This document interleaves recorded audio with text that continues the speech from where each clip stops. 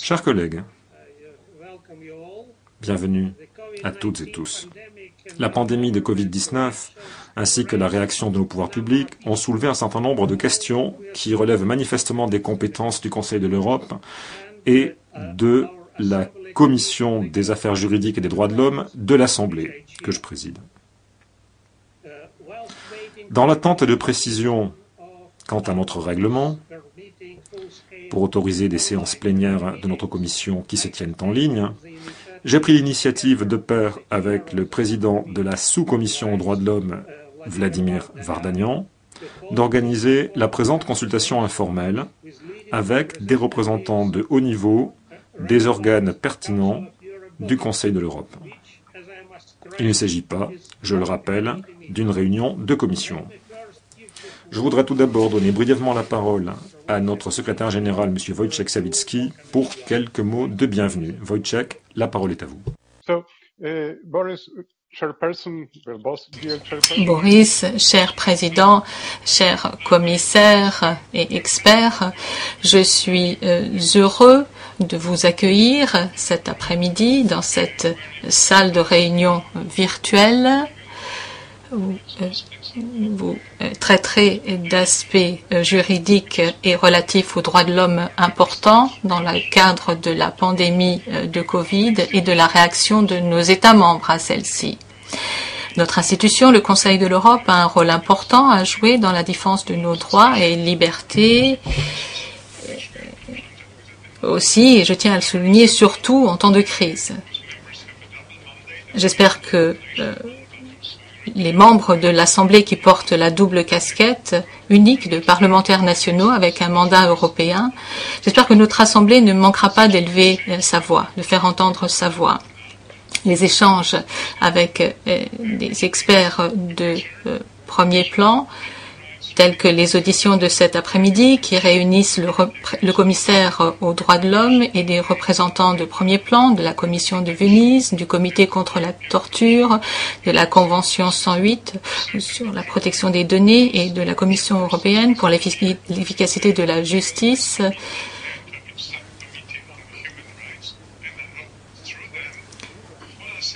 J'espère que tous et par leur intermédiaire l'Assemblée, nous pourrons apporter une contribution importante de la part de l'Assemblée en préparation sur la crise du Covid. Pour conclure, je tiens à remercier chaleureusement tous les présidents pour leur initiative et je vous souhaite à tous beaucoup de succès pour cet après-midi.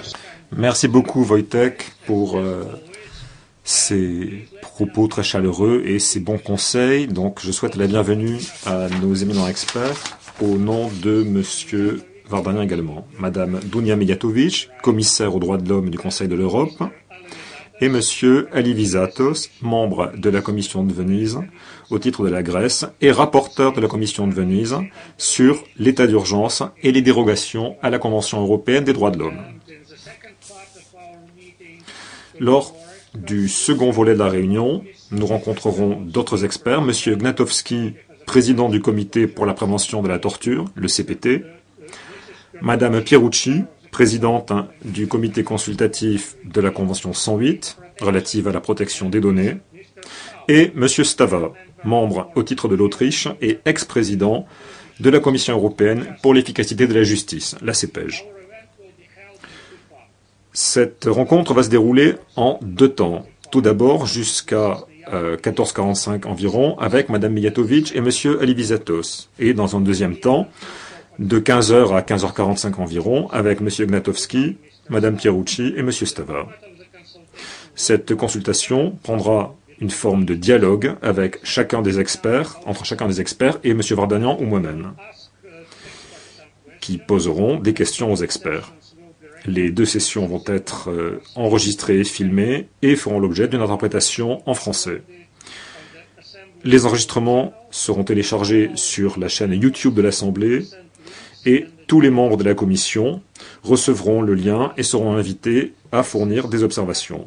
Commençons par Mme Mijatović. Merci beaucoup d'avoir accepté de nous rencontrer pour cet échange.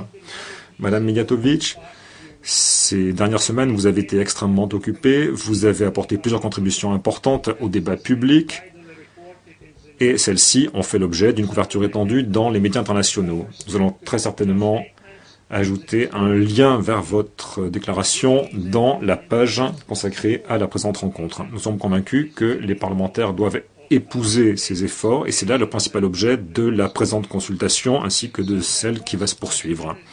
Ma première question est la suivante. Nombreux sont les pays qui sont actuellement en confinement depuis plus d'un mois. Ces restrictions extrêmes n'ont jamais été appliquées à une population aussi étendue sur une durée aussi longue. Pensez-vous que cela pose problème sous l'angle des droits de l'homme? Tout d'abord, je vous remercie pour cette invitation. Je suis ravie de constater que vous êtes tous en forme et en bonne santé. Je suis très heureuse de pouvoir tenir cet échange avec mes collègues, même si nous le faisons de manière virtuelle. Il est important de revenir sur l'importance des droits de l'homme. Je vous remercie de votre engagement, de votre soutien, et je vais essayer d'être assez succincte lorsque je vais répondre à vos questions. Je suis tout à fait honorée de constater que mes déclarations sont suivies. Nous essayons de suivre la situation pour les groupes les plus marginalisés. Nous constatons que les gouvernements européens luttent contre la propagation de l'épidémie au moyen de mesures fortes. Ceci est nécessaire pour relever cet enjeu sans précédent auquel nous sommes tous confrontés. Ceci étant dit, il est évident que les droits de l'homme et leurs jouissances s'en trouvent affectés, et nous faisons en sorte de superviser tout ce qui se passe dans les États membres. Il est primordial que les autorités prennent des mesures qui n'ont pas de caractère discriminatoire et qui renforcent l'accès aux soins de santé pour toutes les populations. C'est clairement la priorité. Il faut absolument également faire en sorte que les États évaluent les mesures et que ne soient adoptées que celles qui sont absolument nécessaires. La période actuelle est particulièrement difficile, mais je pense que les gouvernements en place à l'heure actuelle vont pouvoir faire montre de leur responsabilité et de leur foi en la démocratie et dans les droits de l'homme.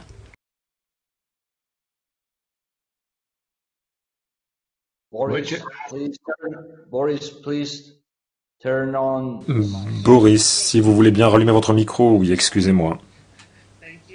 Merci beaucoup. Madame Mijatović, dans votre première déclaration publique le 16 mars, vous avez appelé à la solidarité et à l'unité entre les pouvoirs publics et la population pour faire face à la pandémie. Pensez-vous qu'on y soit parvenu? Autrement dit, les États membres du Conseil de l'Europe ont-ils réagi de manière démocratique? Et y a-t-il des cas de figure qui présentent une source de préoccupation? Eh bien, je dirais que la situation est mitigée, pour être tout à fait honnête avec vous. Lors de notre processus de suivi et de contrôle des mesures prises par les États, nous avons noté qu'un certain nombre d'États ne vont pas dans la bonne direction, pour dire les choses de cette manière. Certains États ont répondu de manière tout à fait démocratique en assurant un flux constant d'informations au public, en termes aussi de soins de santé. Il y a des discussions dans la sphère publique sur la proportionnalité et la nécessité d'un certain nombre de mesures. L'introduction des technologies de suivi des populations est un bon exemple. Ceci montre que les États comprennent bien que leur réponse à la crise doit s'inscrire dans le cadre des droits de l'homme. Cependant, vous aurez vu et vous l'aurez noté dans mes déclarations qui ciblent certains États et certaines mesures que nous avons parfois raison d'être préoccupés parce que des mesures qui sont prises au prétexte de lutter contre l'épidémie sont inquiétantes. En situation de crise, il est nécessaire d'avoir un contrôle parlementaire et de garantir la liberté d'expression. C'est compliqué, mais c'est comme ça qu'il faut procéder. Thank you. Je vous remercie. Vous venez de citer les groupes vulnérables. Or, dans vos déclarations publiques, vous avez, et à juste titre, mis l'accent sur la situation de ces groupes, notamment les personnes âgées, les personnes porteuses de handicap, les Roms, les gens du voyage, les migrants en mer, les personnes en détention ou en rétention administrative. Comment aurait-on pu éviter que ces groupes n'en souffrent? This unprecedentary time is also giving not just the government. C'est une situation sans précédent. Et c'est la possibilité pour les gouvernements et pour nous tous de voir quelles leçons nous pouvons tirer de cela. Pour ce qui est des groupes marginalisés et vulnérables que vous venez d'évoquer, les groupes qui sont visés dans nos sociétés, qui vivent dans des conditions souvent difficiles, nous voyons à l'heure actuelle que si un certain nombre de questions avaient été traitées au préalable, avaient été réglées par les gouvernements, nous ne serions pas dans une situation aussi difficile pour ce qui est des groupes les plus vulnérables et du Covid-19. Je pense que beaucoup de difficultés auraient pu être évitées si les États membres avaient investi davantage dans la protection de ces populations. Donc, ce que nous constatons à l'heure actuelle est assez inquiétant, je dois dire. Et c'est pour cette raison que mon travail, le travail de la PCE, les travaux des différentes instances de suivi du Conseil de l'Europe est essentiel. Je pense que les États doivent utiliser les outils qui sont à leur disposition et faire tout ce qui est en leur pouvoir pour éviter ces situations. Merci beaucoup. Ma question suivante porte sur un problème assez sensible qui, j'imagine, vous intéresse particulièrement. Nous avons été submergés par les informations, les mauvaises informations, voire la désinformation concernant la maladie ou la situation dans tel ou tel pays et les mesures prises par les pouvoirs publics. D'une part, il est essentiel de disposer d'informations exactes. D'autre part, il est légitime que certains aient un point de vue différent, voire critique. Dans quelle mesure les pouvoirs publics peuvent-ils lutter contre le risque de mésinformation sans pour autant porter atteinte à la liberté d'expression?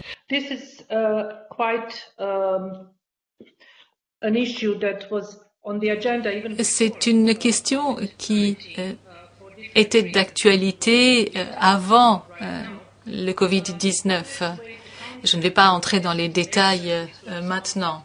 La meilleure manière de riposter est d'apporter une information correcte et sûre aux médias et au public. Comment faire en sorte que les citoyens puissent avoir accès à ces informations fiables et exactes? C'est là la question. Maintenant, j'aimerais revenir à ce qui fait la réputation de la PCE, le soutien aux chaînes de télévision et aux radios publiques. Plusieurs États n'ont pas fait suffisamment pour accompagner, pour soutenir ce type de service, et ceci se retourne maintenant contre nous. Beaucoup de fausses informations circulent et qui n'aident pas du tout les gouvernements dans leur lutte contre le coronavirus. Je serai toujours en faveur du débat et du désaccord, mais faire circuler de fausses informations à l'heure actuelle pose problème et c'est dangereux pour les sociétés démocratiques, pour toutes les sociétés. Donc, il est important de lutter également contre cette désinformation qui peut donner lieu à de la panique, qui peut donner lieu à une agitation sociale. Maintenant, toutes les mesures sont nécessaires pour lutter contre cette désinformation et doit faire l'objet de contrôle. Les parlements, à mon avis, ont un rôle très important à jouer, ainsi que les institutions de défense des droits de l'homme dans les États membres. Et les journalistes ne doivent jamais être empêchés de faire leur travail, ce que nous avons malheureusement constaté dans certains États membres. J'ai eu l'occasion de publier une déclaration. Il s'agit d'arriver à un juste équilibre, ce qui n'est pas aisé, mais nous avons d'un côté donc cette désinformation, certes. D'un autre côté, il ne faut pas empêcher les informations fiables et exactes de circuler, d'aller vers le public. Qui doit faire circuler cette information? Eh bien, je reviens au service public de télévision et de radiodiffusion. Je pense que les États doivent en faire plus pour soutenir ces médias. Micro, boys. Micro. Oh, sorry. Again, I still keep muting myself. Merci, oui, excusez-moi, j'avais oublié d'allumer mon micro. Oui, merci beaucoup. C'est vraiment une question essentielle. Les restrictions à la liberté d'expression sont un des défis majeurs qui se posent au gouvernement concerné par cette pandémie. J'en viens à ma dernière question. À votre avis, quelles seront les retombées de cette crise pour la démocratie, les droits de l'homme et l'état de droit? Et qu'est-ce que vous espérez et qu'est-ce que vous redoutez pour l'avenir? On entend dire que le monde ne reviendra plus jamais comme avant la crise. Mais sera-t-il meilleur ou pire qu'avant? My hope for the future is that we do not go back to the status quo. Ce que j'espère, c'est que l'on ne revienne pas au statu quo à l'avenir. C'est sans doute le risque le plus important. Donc, nous courons le risque de traverser cette crise mondiale sans en tirer les leçons, ce qui serait vraiment dommage. Jeudi dernier, j'ai publié un carnet des droits de l'homme intitulé « Tirer les leçons de la pandémie pour mieux réaliser le droit à la santé ». J'y parle de couverture sociale et de nécessité de renforcer les mesures de protection sociale. Il faut lutter contre la pauvreté, renforcer le droit au logement. La question des droits sociaux va se poser à nous à nouveau de manière plus problématique, les citoyens ont toutes les raisons d'accorder beaucoup d'intention à ces droits. Je pense aussi à l'accès au refuge pour les sans-abri. Il s'agit encore de questions qui n'ont pas été réglées dans de nombreux États membres, même dans les États les plus riches en Europe. Je pense aussi au foyer d'accueil pour les femmes. Nous courons bien sûr le risque d'avoir une situation aggravée au terme de cette crise.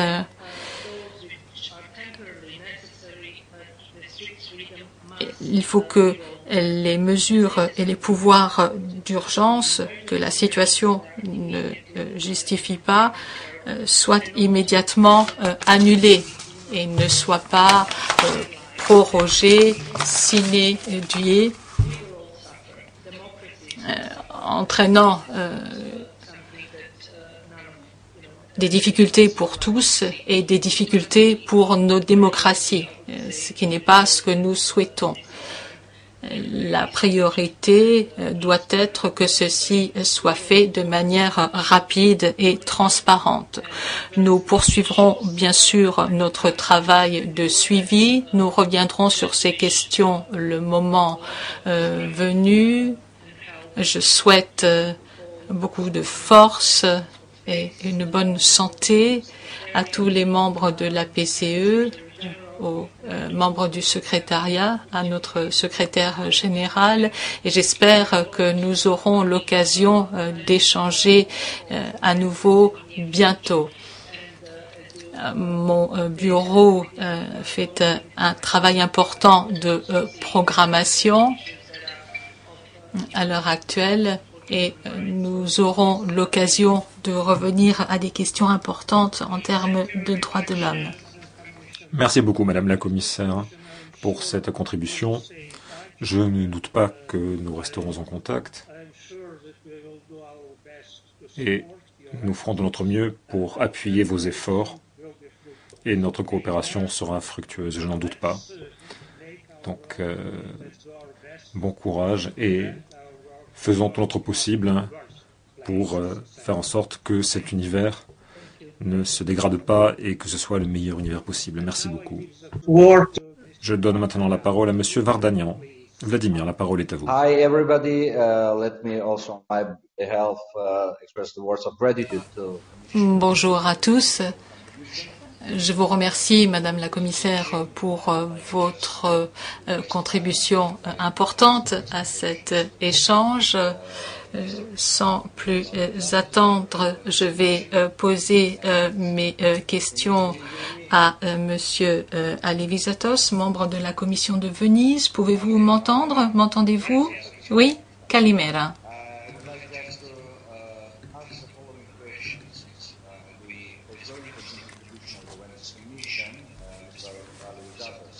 Alors, j'aimerais vous poser la question suivante. Il y a quelques jours, la Commission de Venise a publié une compilation de ses travaux passés sur les états d'urgence. La situation actuelle de la pandémie de coronavirus est cependant sans précédent. Pourquoi le travail effectué par la Commission de Venise de par le passé est toujours d'actualité? Quel est votre point de vue?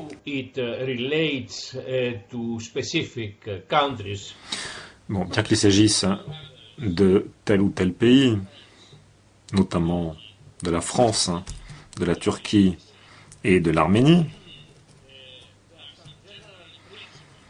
il y a néanmoins un certain nombre de principes généraux qui ont été mis en exergue dans les divers avis produits par la Commission de Venise, qui pourraient être tout à fait pertinents et utiles dans la programmation de la lutte contre le coronavirus. En quoi consistent ces grands principes? Je voudrais revenir sur les principaux. Tout d'abord, essayons d'éviter d'être mis au pied du mur. Essayons plutôt de prendre les devants, c'est-à-dire d'avoir pris en temps et heure les mesures avant que ne se produisent les situations d'urgence. L'idéal, c'est que ce soit fait au niveau de la Constitution, même si ce n'est pas forcément le cas. Deuxièmement, efforçons-nous de garder à l'esprit que l'urgence ne justifie pas les dérogations à l'état de droit. L'état de droit perdure malgré certaines restrictions qui sont d'ailleurs prévues dans la loi. Bon, il se trouve que j'ai été formé en France et je me rappelle qu'au XIXe siècle, en France, on parlait de dictature prévue en cas d'état de siège. Bon, bien sûr, il n'est pas question ici de dictature. Il est question de situations bien précises qui avaient été prévues antérieurement. Troisième grand principe, l'urgence peut présenter des degrés divers, de la situation normale jusqu'à l'état de guerre.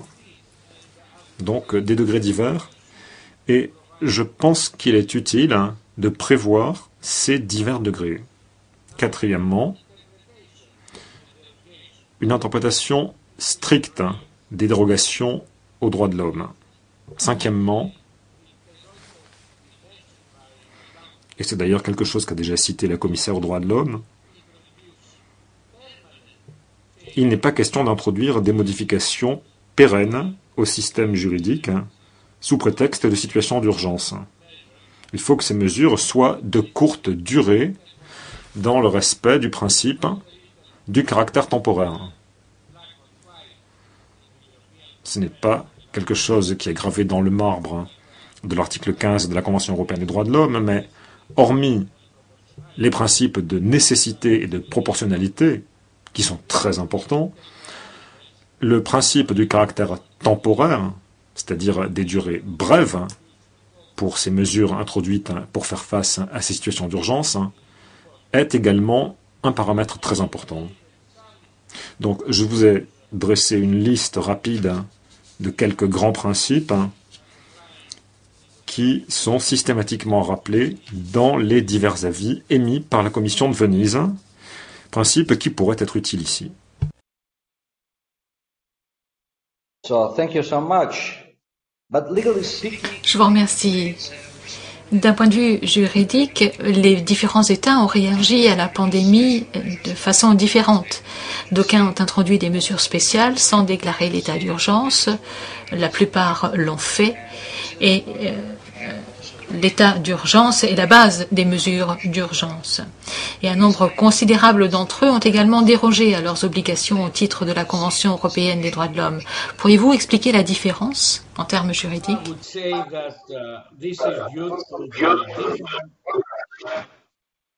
C'est une distinction qui renvoie aux diverses traditions juridiques.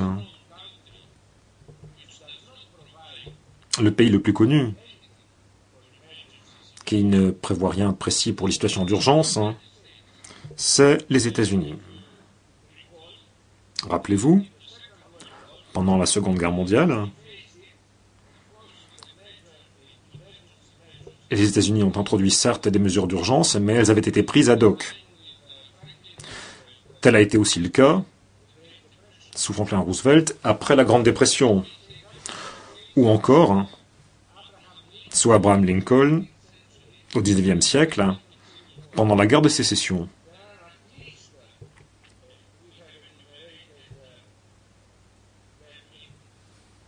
Et ce sont des cas de figure qui ont été évoqués dans notre avis. Il y a au moins 8 États européens, États membres du Conseil de l'Europe, notamment qui, dans leur constitution, ne prévoient pas expressément de situation d'urgence. La Belgique, l'Italie, le Danemark, le Luxembourg, la Norvège, la Suède et la Suisse. Tandis que les constitutions relativement récentes, notamment en Europe de l'Est, ou encore en Grèce, qui a connu une dictature très dure, eh bien, là, en revanche, ces cas de figure sont prévus afin d'éviter ou afin d'essayer de circonscrire ces cas de figure.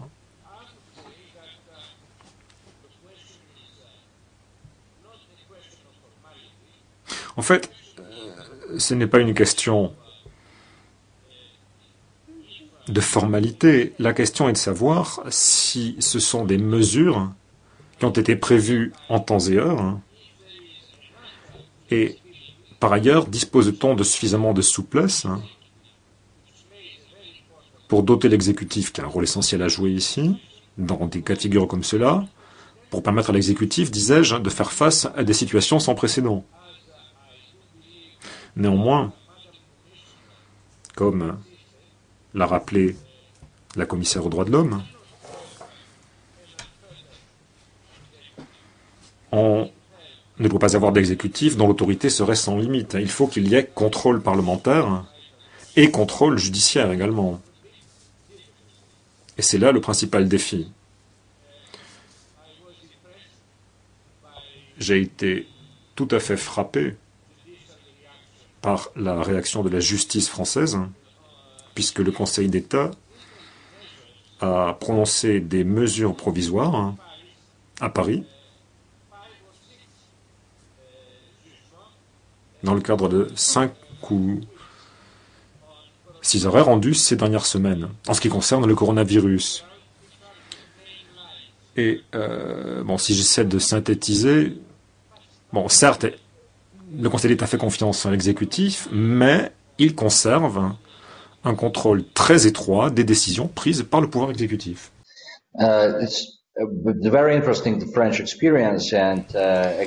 L'expérience française est tout à fait intéressante, ce qui m'amène à ma question suivante. Si vous me permettez, je voulais citer un exemple supplémentaire.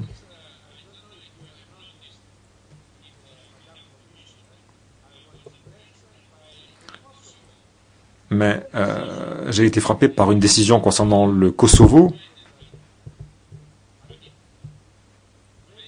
Je dis cela pour la commissaire. J'ai été tout à fait frappé par la réserve dont ont fait preuve les juges, puisqu'ils ont déclaré que la mesure mise en cause était illégale, mais qu'elle ne serait illégale qu'à compter d'une date à venir, ce qui a ménagé au pouvoir exécutif le temps de remédier au caractère illicite de la décision. Donc je trouve que cela a été une démarche très habile de la part des magistrats kosovars.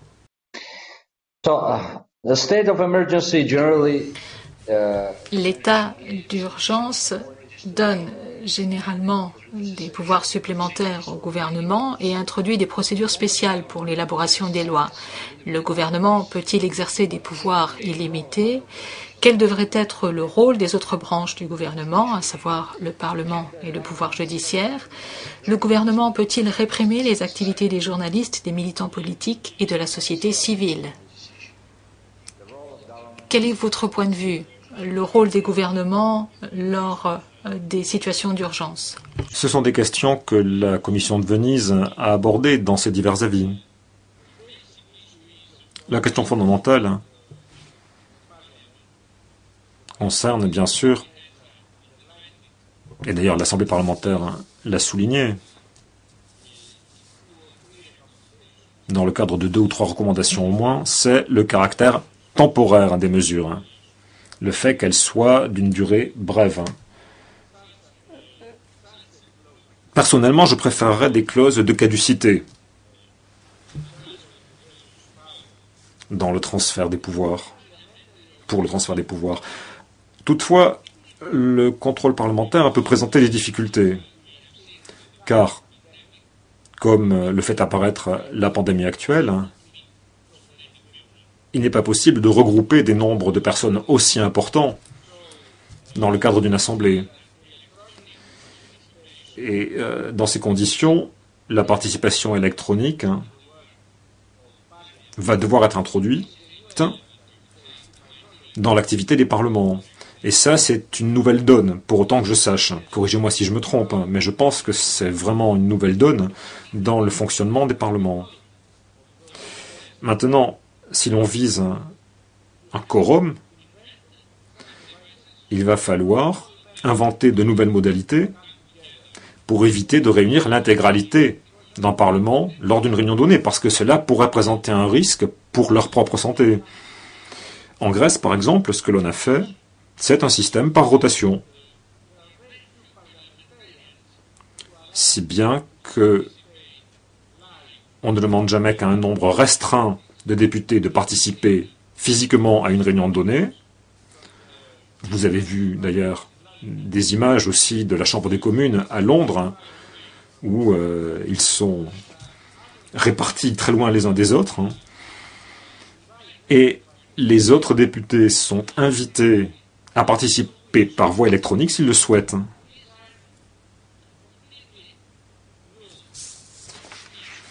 Bon, ce sont là des nouveautés qu'on a inventées à l'occasion de la crise actuelle. Et je pense que c'est uniquement du fait de la pression de cette crise que ces mesures essentielles ont été adoptées. Quant à la justice, je dirais que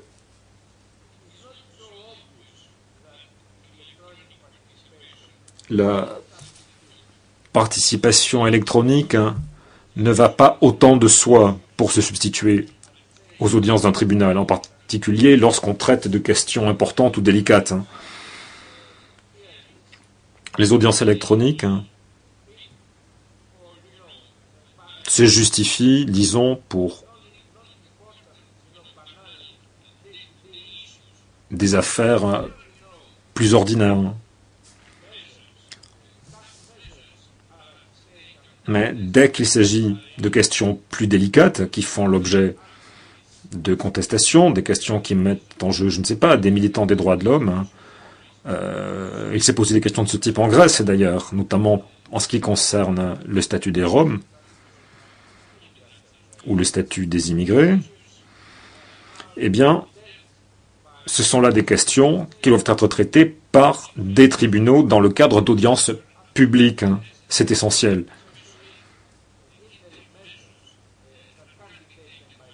Notamment, dès que cela met en jeu des mesures provisoires que peuvent prononcer les juridictions. Bon, je ne sais pas si vous avez l'expérience d'autres pays européens en la matière, hormis le Kosovo et la France.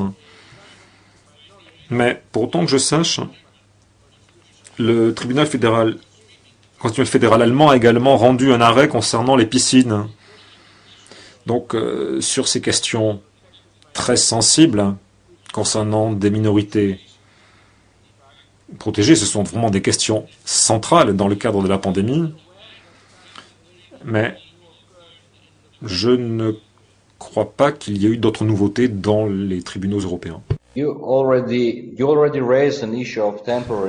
Vous avez déjà parlé du caractère temporaire des mesures adoptées, ce qui m'amène à ma dernière question. Comment pouvons-nous nous assurer que le régime spécial de l'état d'urgence ne dure pas plus longtemps que ne l'exige l'urgence? Comment faire en sorte que la Constitution, le droit commun et les institutions de l'État reviennent à la normale? Quand reviendront-ils à la normale?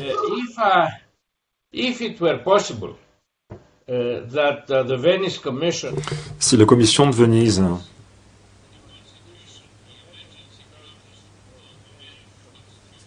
pouvait s'appuyer entièrement sur les diverses constitutions, bon, ce qui est bien sûr utopique, et sur les clauses concernant l'état d'urgence qui y figureraient, bon, l'idéal aurait été bien sûr d'inclure des clauses de caducité, en ce qui concerne notamment le transfert de pouvoir vers l'exécutif. Ce qui, comme vous le savez, est une question qui est débattue partout. Donc, une disposition qui ne serait pas pérenne, mais qui ne vaudrait que pour un laps de temps donné et qui ne serait pas prolongée, sauf approbation par le législateur. Cela étant, cela pose des questions très délicates. Est-ce qu'on va également faire participer l'opposition et est-ce qu'on va réclamer la majorité qualifiée pour la prolongation des mesures concernant la période d'urgence ou pas? Et ce sont là des questions extrêmement délicates. En tout état de cause, je reste convaincu que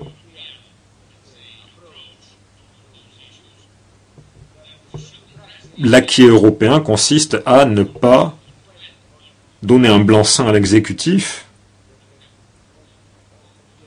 pour la durée de la période d'urgence.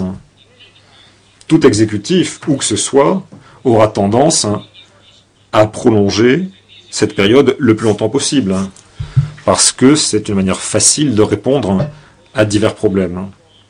Donc, essayons de faire participer les parlements dans le cadre de clauses de caducité, le plus possible. Merci, Monsieur Alivisatos.